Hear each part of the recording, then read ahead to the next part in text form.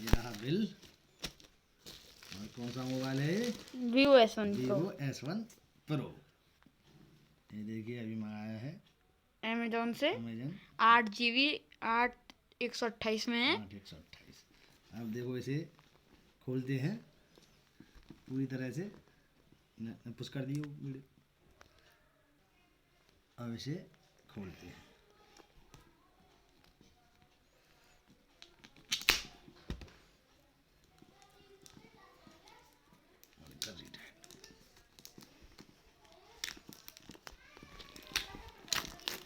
और ये देखिए ये पन्नी में से अलग हो चुका है। अब ये इसके डब्बे में से अलग करेंगे इसको। बड़ा टाइट है। अरे यार सीधो काट दूँ।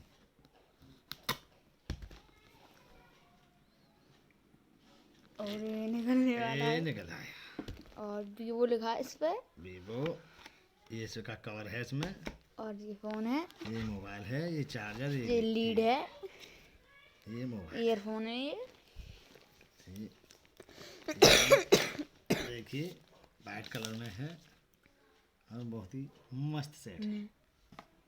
और इसको ऑन करते हैं।